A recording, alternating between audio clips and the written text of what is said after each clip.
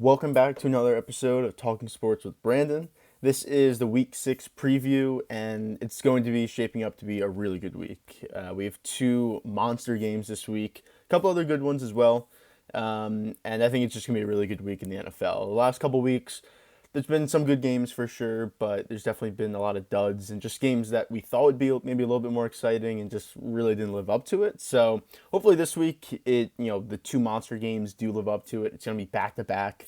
One at 4:25 on CBS, the Bills Chiefs, and then Sunday Night Football 8:20, Cowboys Eagles. So those are the two big ones. We'll talk about them later in this episode because for my five picks, I might be choosing both those games. We'll see what happens and when we get to it. But I want to start with the Thursday night game. So I'm recording this on Saturday, October 15th, and the Thursday night game was Washington and Chicago.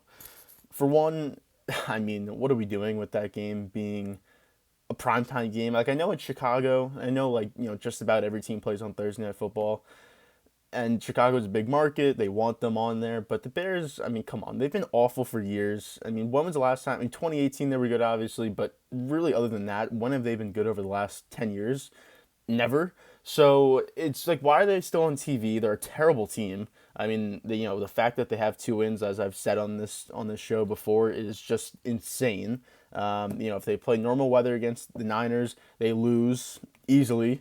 And then their other win was against the Texans, where the Texans are just about as bad as the Bears. So two wins that they probably shouldn't have had, maybe one if you want to say, but in this game they lose 12-7 to Washington. Awful game to watch. I mean, I watched like more than that first half, and then after that, of course, when I stopped watching, it got a little bit better. But it was tough to watch this game. But I did go back and I watched it and I saw the plays that happened, and I I really want to talk about Justin Fields in this one because coming out of college, he looked great at Ohio State. He's always the second ranked guy behind Trevor Lawrence coming out of high school and all the combine stuff that they would do. He was at Georgia, but he was on the bench because they'd Fromm. Obviously, a bad decision. They should have just started Fields, but they were going with Fromm, so he goes to Ohio State. And he turns into obviously a mega season. Even got to the national championship game against Clemson. So he was great in college. Going into the draft, it was obviously going to be Trevor Lawrence, as being that first pick as the quarterback, no matter what position, but he was going to be the first quarterback taken. And then it was like, where does Fields kind of, and there's other guys as well, but and Wilson and Lance and Mac Jones and Fields was obviously in that. So, Fields lands at 10. The Bears traded up to get him. They traded, I think, from 20 or like 19 all the way up to 10 to get Justin Fields, or even 9, whatever the exact pick was. But they traded up to get him, and I thought it definitely wasn't the best team for him to go to, no doubt, because they're at a time where obviously they were going to a rebuild, and Mitch was gone. It's surprising that the coaching staff wasn't gone at that point, with Nagy and Ryan Pace still being the GM. It was definitely surprising that they weren't gone, considering you went from 2018 to 2019 to 2020. It's some bad years, a lot of different stuff. No one really seemed to like Nagy. Crazy that they were still coaching and still in positions of power in that organization.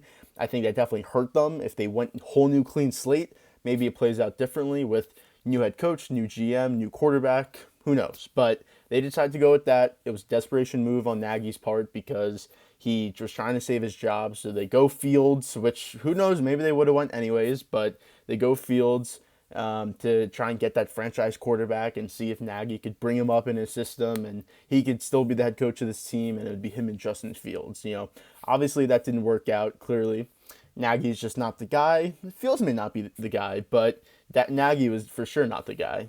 So here we are. Year one happens. Fields does not play well. He doesn't really even start at the beginning. It's Andy Dalton. Nagy really kind of refused to start him, despite that being like his desperation move. So that was kind of weird. But when he did start him, again, Nagy's offense wasn't great, but they never really had him throw the ball. He was just running, and definitely some of that's on Fields. Again, that team was really bad. No playmakers on your outside. Your best player is probably David Montgomery as your running back.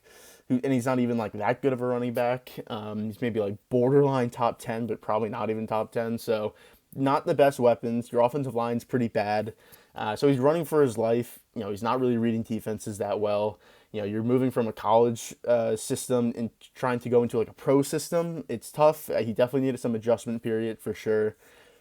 So the year one didn't look great. It really didn't. I can tell you the stats from year one, just so you could see them. But 12 games, 59% completion percentage, and I'll compare them to this year's stats as well. But 1,800 yards, 7 touchdowns, 10 picks, 36 sacks. I mean, he get sacked a lot for 12 games. Quarterback rating 73 and QBR of 31. So really unimpressive stuff. I definitely defended him a little bit last year, saying that this coaching staff shouldn't have even been there. They had no weapons around him. They were trying to fit into a pro system. Just that many different factors played into why he was playing so bad. And I still believed he had the talent, because you don't show what you showed your whole life in college on the biggest stages, and then all of a sudden you just can't even hit guys that are wide open. It just doesn't happen like that. So I was just trying to attribute it to other factors and other reasons as to why he wasn't playing good. And I thought going into this year it would change. A whole new, they cleaned the slate with the front office and the coaching staff. Get Matt Eberflus in here.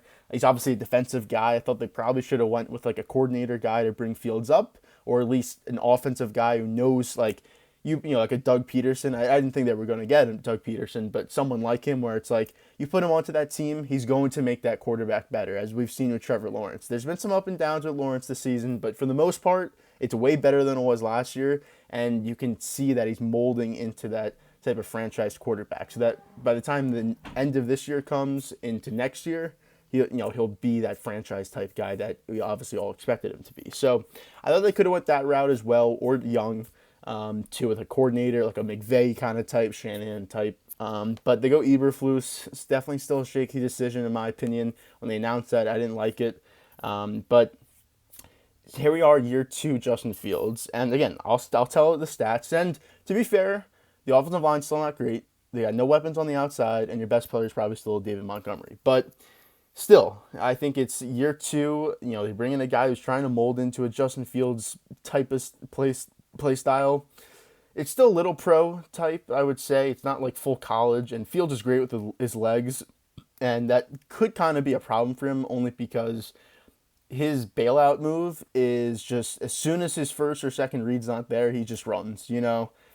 It's, again, his guys don't have great separation, they're not really getting open, but as soon as the first read or second read's not there, he just sprints. So that is a problem, because there are times where he does have time in the pocket, and he does have some space, and he can just step up, move to his right, move to his left. Doesn't have to scramble, but can just move in the pocket. And he just doesn't seem so comfortable in the pocket. He definitely wants to be on the run and mobile. But his stats for year two so far, it's been 6 games. 55% completion percentage, 869 yards, 4 touchdowns, 5 picks, sacked 23 times, 73 passer rating, and 35 QBR. So not much improvement. I mean, really none, to be honest. Maybe slight improvements, but for the most part, it's the same or even a little bit worse. And I see all these people, especially after this game, because it was obviously a primetime game, Thursday night. Everyone's watching, or if you wanted to watch the game, you were watching. But everyone's, they came down, basically the game came down to like one final play. Again, he missed a guy wide open in the end zone early in that game. They had a beautiful play design. It really was. It was a fake handoff with kind of just a fake jet sweep, and then the tight end leaks out from the flat. Great play call. He missed him by, 3 yards. Seriously, dead open. Missed him. That was a touchdown that they couldn't get. They tried to go for it on 4th down. They got stopped. So it's 12-7 at this point. They've had multiple chances to score. They're inside the 5-yard line. They have 4 plays to get a touchdown, and they can't get it done. They don't do a running play once. I think it was all passing plays, which was somewhat surprising, because you could have that's where you use Fields' his legs and his mobility is there when you're 5 yards away and you need a touchdown, because he can run and he is very fast and he's very mobile, but they decided not to do that. It came down to a Darnell Mooney where it was a touchdown if he caught it, but as the ball was coming to him, he bobbled it, and by the time he did catch it, he was right in front of the goal line. So it wasn't a touchdown. That was 4th down. There was whatever many time was left. It was basically the last play of the game. So that's how they lost. And I see everyone saying like, "Oh, Justin Fields, like I feel bad for him. He did everything he could." I didn't really see that. He definitely had a better game in this one. This was definitely more like his. This was probably one of his better games of his career, which is pretty concerning considering he went 14 of 27, 190 yards, one touchdown, one pick. He did have 88 yards on the ground, and again, that is something he could do.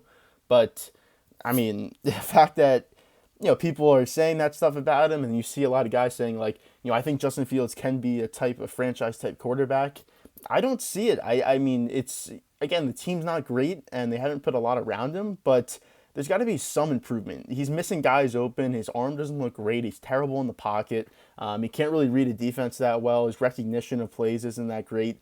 I don't see franchise type material from him. And it's kind of surprising because I thought out of college he definitely had some traits, and I didn't think he'd be some great all time quarterback, but I thought he'd be pretty good. And with his ability to run and be mobile, it could almost be like a Jalen Hurts type, where, yeah, he can kill you with your legs, but the arm talent should be there. I mean, in college, he was, and again, he had great receivers at Ohio State, obviously a great team, but he was throwing the ball. He was throwing 50-yard passes. He was throwing it 40, 50 times a game. For the Bears, he throws it maybe 20 times a game. I think I saw a stat on Thursday night. I think it said I guess it was he completed 88 passes or even threw 80. Let's see what it was. I'll check what I guess it's been a week, but yeah, it was that he attempted 88 passes. He had 88 pass attempts in 5 weeks. That's crazy to have 88 pass attempts in 5 weeks where, the Bears are always losing. It's not like they're winning games by a million points or they're just running it. So, I don't know if it's just the offense, if it's he doesn't have a great arm, and again, he can't really read defenses, so they don't want to put him in opportunities where he's going to make mistakes and he's not that good in the pocket. I don't know what it is, but basically the point of this opening monologue is I do not think Justin Fields is a franchise quarterback. I don't see it in him. I don't see him with the Bears. I don't see him with any other team. I think he's a solid guy. He can definitely move with his legs. I think he has some arm talent, but at the same time, I'm not sure because he doesn't throw the ball that much, and when he does, it's usually not on target. So I can't really talk about that in a good light. I just see him being, even with great coaching, I could see him being a really mobile guy, but at that point, would you rather have him or someone who's a better pocket passer who can actually read defenses and throw the long ball? So I really see him as being, I think he'll stay in Chicago for a couple years. We'll see how it plays out. I don't think it's going to be well. And I think at the point where his contract comes up, and let's see what happens. But at some point, he's going to be a backup somewhere. He's going to get some starting opportunities for sure. And people think that they could fix him and give him a chance. And he's got all these traits and abilities with him. But really, in the end, he's going to be a backup at some point. He's going to be a good backup. So he's going to be able to run and he's going to be able to do stuff for you. But he's never going to be a franchise type quarterback. The Bears are going to have to look for someone else. Other teams will have to look for someone else. And he'll just be another guy who's a backup. So that's what I want to say about Fields, the Bears, the Thursday night game. But now I want to move into the 5 picks. So my 5 picks for this week. Like I said, I talked about how good of a week this was for games. I think it's a really good one. My 5 picks, I should say. My first one is Vikings, Dolphins, -3, Minnesota. So this one, so Tua is out for this game. It's going to be Skylar Thompson, the third string. Teddy Bridgewater's not even playing in this game either, which is somewhat surprising considering, I mean, I guess he does have a concussion. I mean, when he came out of that Jets game, he didn't have a concussion. He passed all the concussion tests, but I guess maybe it was a neck injury or a back injury, whatever it was. I guess he just can't play this week, but it's going to be, the rookie, the guy who's having his first career start. Definitely didn't look terrible in that game. I mean, they were never going to win it or anything, but, he didn't look terrible. And Hill and Waddle are going to play this game. But Minnesota, they should be able to win. I mean, they looked good. They're 4-1 so far. They definitely had some close calls. The Saints game was close, the Lions game, even the Bears game. So it's typical Minnesota stuff where they should win these games by more. Maybe not blow them out, but at least win by a touchdown against some of these teams that they're playing. And they let the other team come back. They make mistakes, and then they somehow win it on a field goal or a late touchdown or get a late turnover from the other team. That's usually how the Vikings win games. But this one, it's going to be in Miami. So I don't know exactly what the weather is going to be in Miami. It could be like there was for the Bills game where it was just like 100 degrees and guys were just like passing out and had to come out because of cramps. That could definitely play a factor into it as well. But assuming it's not like that, I think that Minnesota should be able to run the ball against them. Dalvin Cook had a really good game last week. I think he had 94 yards and 2 touchdowns. So I expect him to try and get going. He hasn't been great to the start of the season. Obviously, you have Jefferson. Kirk Cousins has been good. The offensive line's at least solid enough. It's not anything amazing, but and the defense, they have guys on that defense. It's the secondary could definitely be picked on. But again, with Skylar Thompson back there, are you really, is he really gonna, pick you apart in the secondary? I don't know if they trust him that much. A Mike McDaniel offense, they're probably gonna run the ball. That's what they were doing against New York last week with Mostert. They were just running with him, and if he can have a hot day, then we'll see. We'll see, because that could set up some play action. But they're going to be short passes. They're going to be runs. They're going to be trying to keep it simple for him. Maybe some bombs. He does have a decent arm, so he can throw it long. But that'll be maybe once or twice. A Hill go route or a Waddle post or something. But Minnesota -3. I think it should be easy. If Tua's playing this game, I think it's obviously way different. But with no Tua, no Teddy, it's got to be -3. So that's the first one. Second one, Niners Falcons. I go San Francisco -4.5. This seems pretty simple to me, to be honest. San Francisco is better than Atlanta.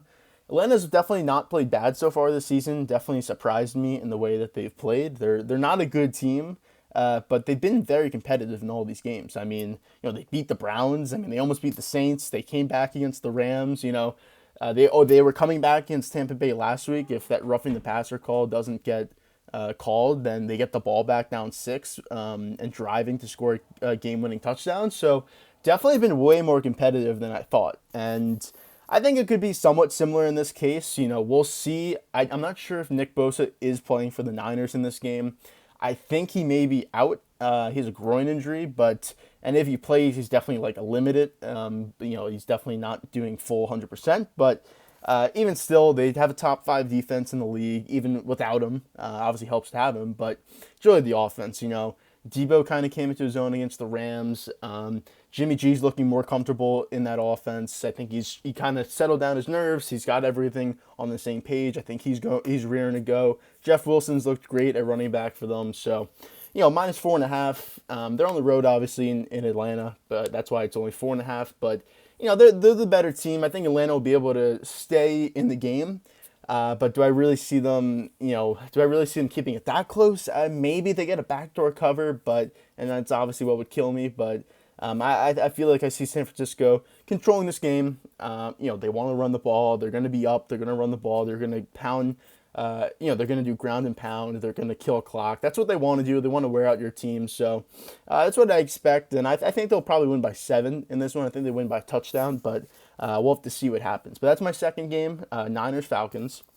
Third game of the week is Bucks Steelers. Now, this one, I wasn't really sure where I wanted to go, but I remember seeing a tweet from Schefter. I think it was a day or two ago. I think it was yesterday actually, where the Steelers are missing a lot of guys in their secondary. I think they're missing 3 corners, and they're missing Minkah Fitzpatrick, and even maybe like one or two other guys. So they're missing a lot of guys. They're obviously not a good team to begin with. Kenny Pickett is his second full start here. Obviously, the Bills game is going to be a tough game no matter what, But Tampa, they have a really good defense as well. Brady is... We'll see how he looks. I don't think Julio Jones is playing, but Evans will be there. Godwin will be there. Fournette looked good last week. He's looked pretty good at times so far this season. -10. Again, it's kind of like the Bills, not as much as 14, but it's also not as good of a team. Bills versus Bucks.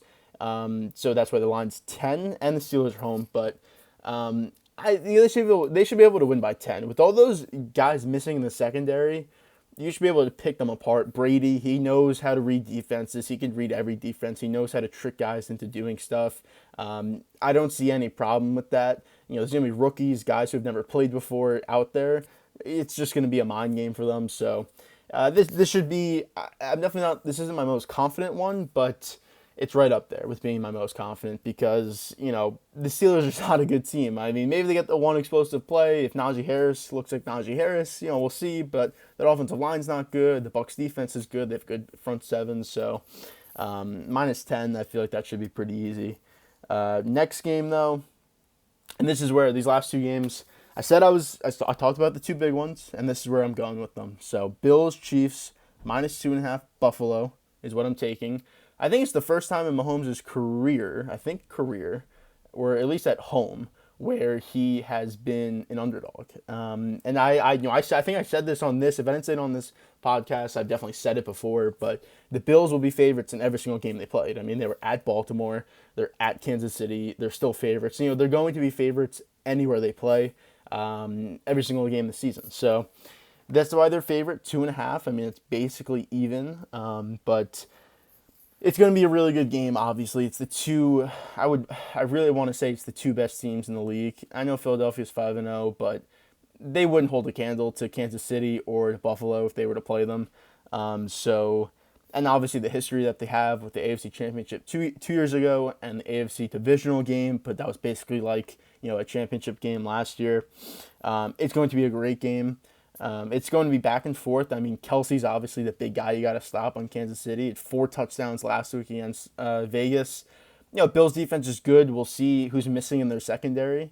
I know Poyer didn't play last week. Tre'Davious White I don't think played last week, or if he did, he wasn't 100%. So we'll see what their secondary looks like, because that's going to be key.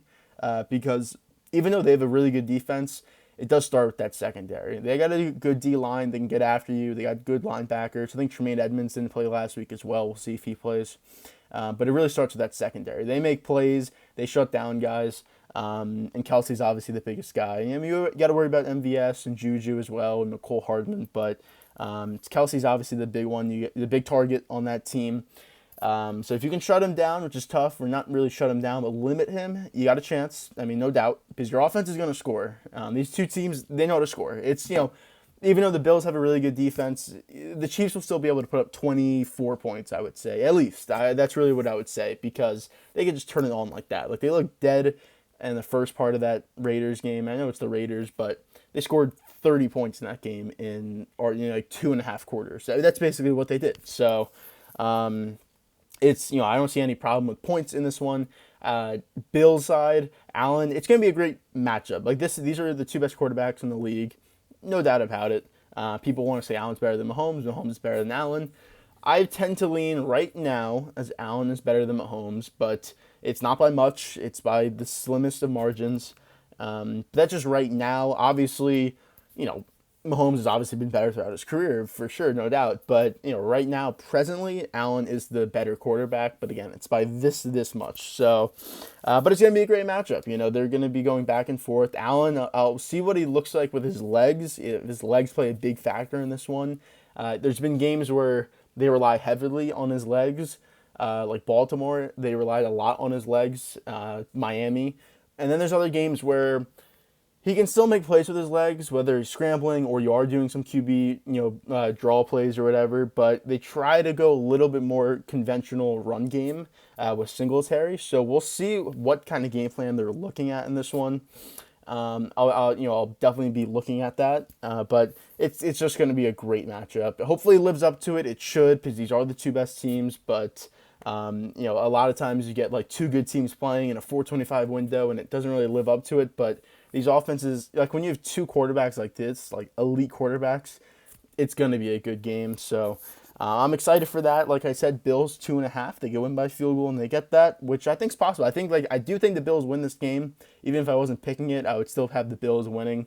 It's going to be close though. It is going to come down. I'd probably say the final score is 31-28, 30-27, one of those, right in that range, I would say, in the low 30s, high 20s, and I have the Bills coming on top. So that's my fourth game. Fifth game, Cowboys, Eagles.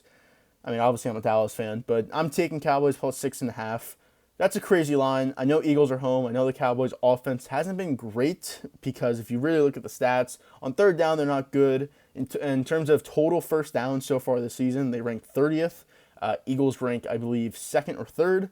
So that's obviously a huge difference. The Eagles do have a really good defense. Our defense is better, but they have a good one as well. They have a really good front seven with Reddick, Cox, Hargrave.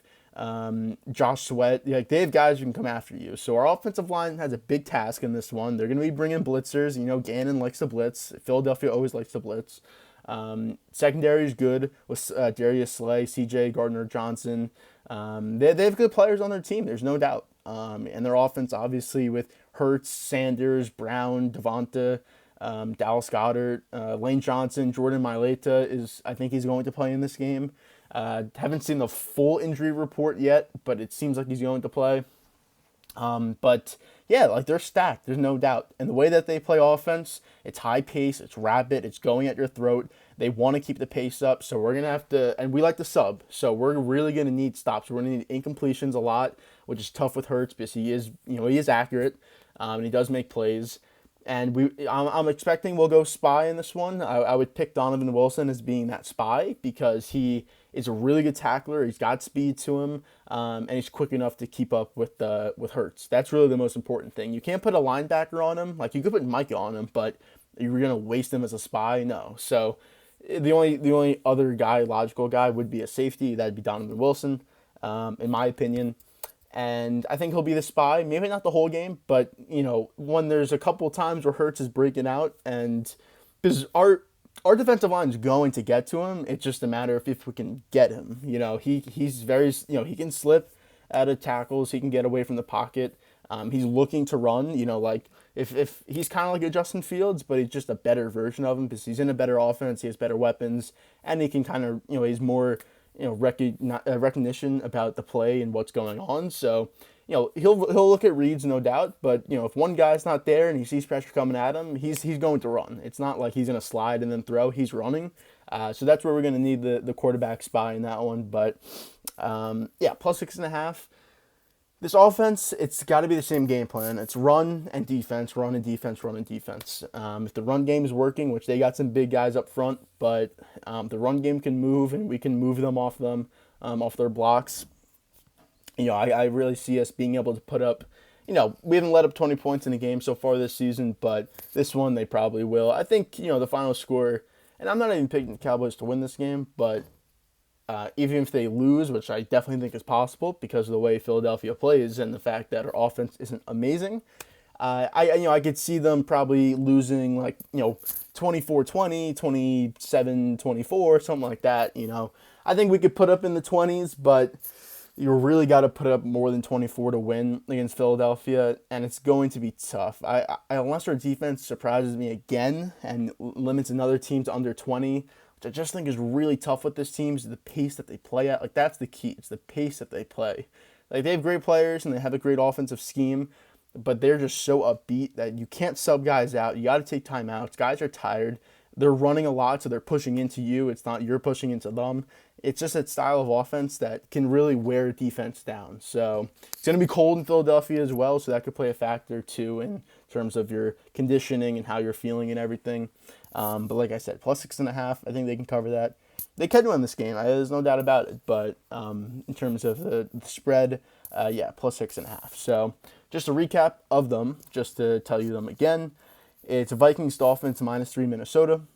Niners Falcons -4 San Francisco. Bucks Steelers -10 Tampa Bay. Bills Chiefs -2.5 Buffalo. And I guess the only underdog, Cowboys Eagles plus 6.5 Dallas. So those are the 5 picks. Like I said, I'll tell you my total record one more time. It's 11, 13, and 1. So hopefully we get to 500, over 500. We'll see what happens. I think it's going to be a really good week. You should watch all these games, especially those last 2 that I was talking about. But I'll see you next week with the recap video of this week, week 6. And thank you for watching, and I'll see you next week. Thank you.